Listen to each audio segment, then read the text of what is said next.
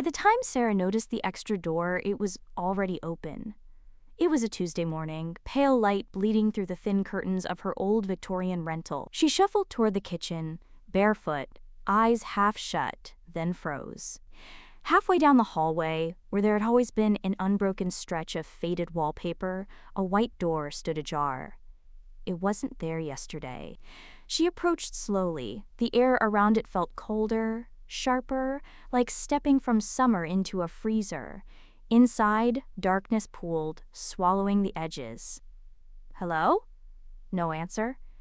Sarah reached in and flicked the light switch. It didn't work. But deep inside, something moved. Just a whisper of sound, cloth dragging on wood. She backed away, heart hammering. When she blinked, the door was gone.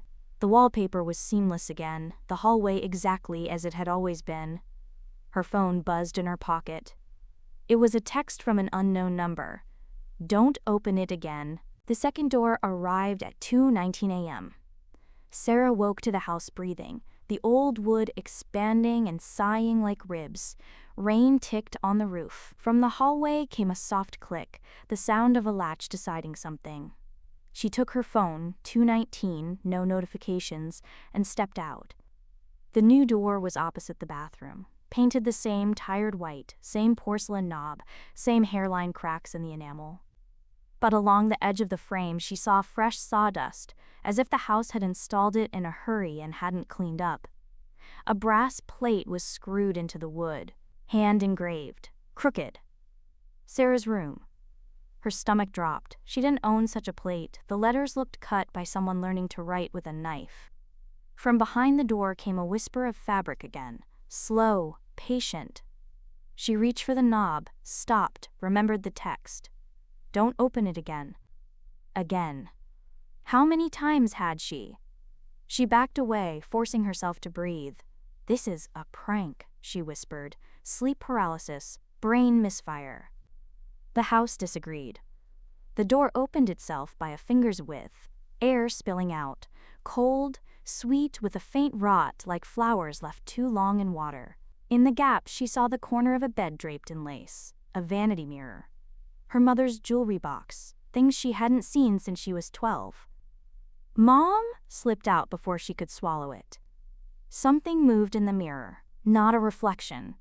A figure behind the glass, like a room on the other side of a lake. It leaned closer, its face smearing into the silver like a thumb across wet paint. Sarah slammed the door. The whole house shuddered. Somewhere downstairs a picture fell and cracked. Her phone buzzed. Unknown. Good. Don't trust mirrors in borrowed rooms. She typed back with shaking thumbs. "Who are you?" No reply.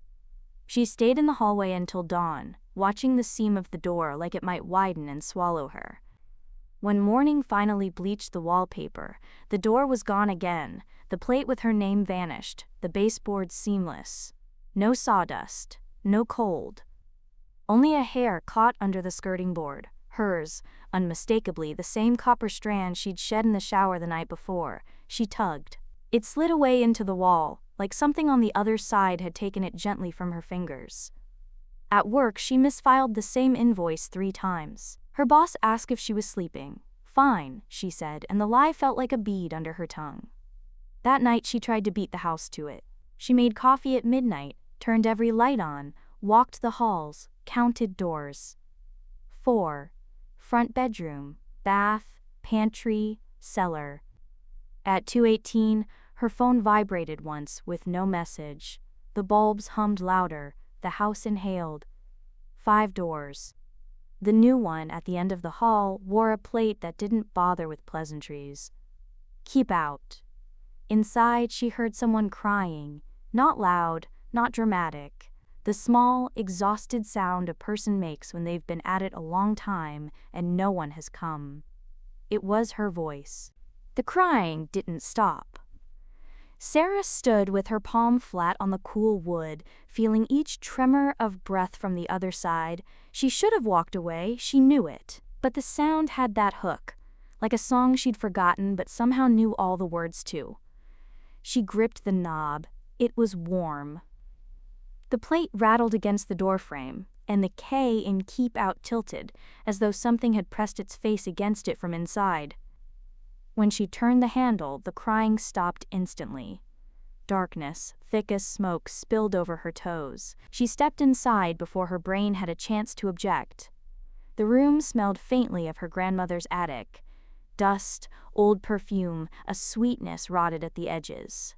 A single lamp glowed weakly in the far corner, revealing the outline of a chair.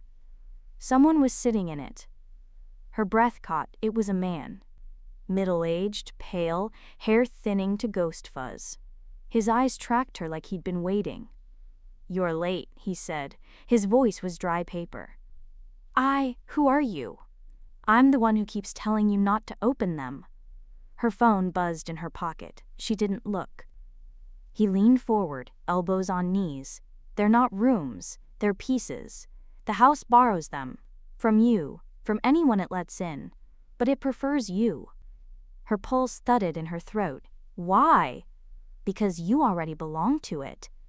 Her phone buzzed again. The man's eyes flicked to her pocket. "Don't answer." But she did. The text had no sender name, just a single line. "Ask him where he put the first one." Her skin prickled. "The first what?" The man smiled without warmth.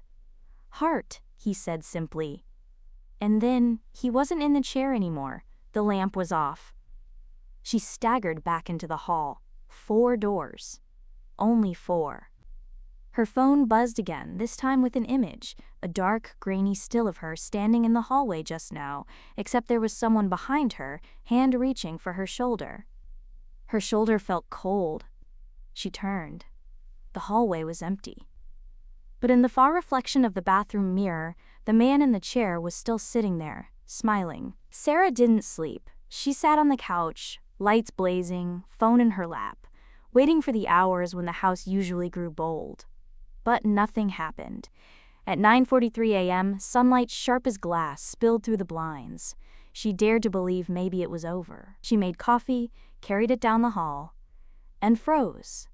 5 doors. In daylight.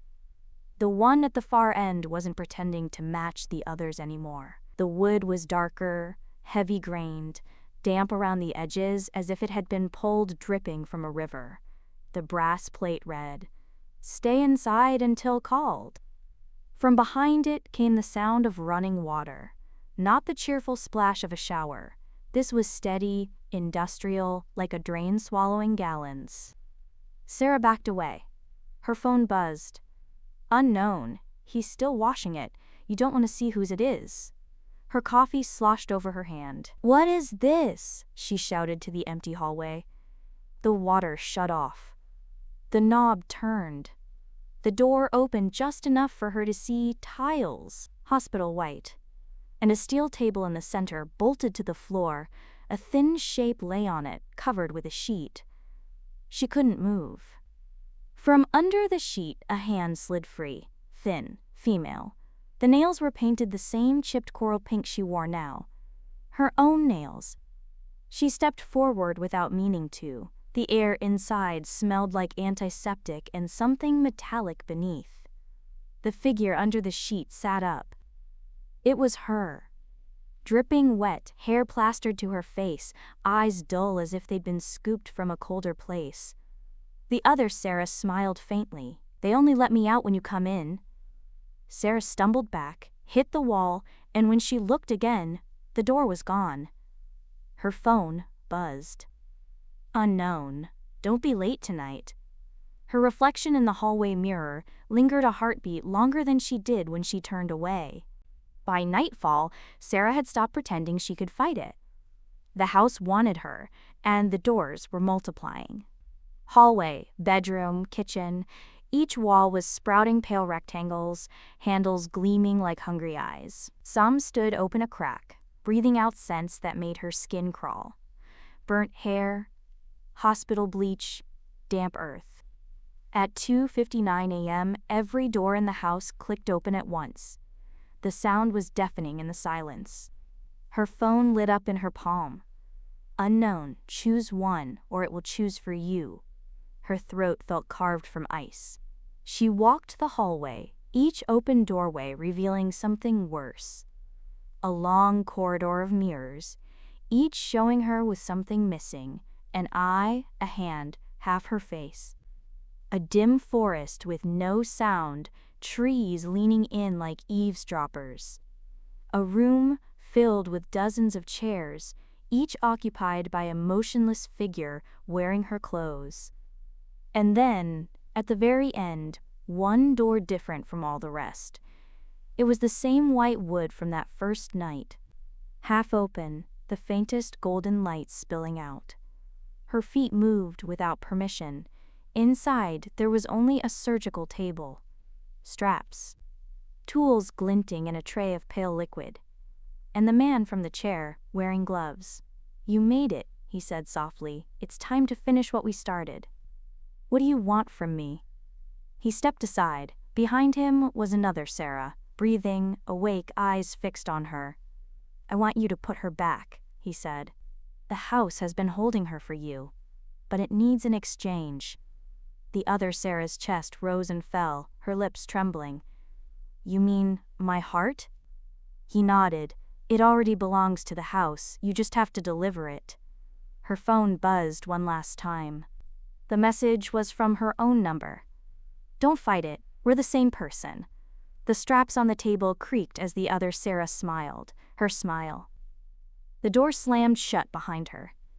When it opened again, there was only one Sarah in the room, but she couldn't remember which one she was.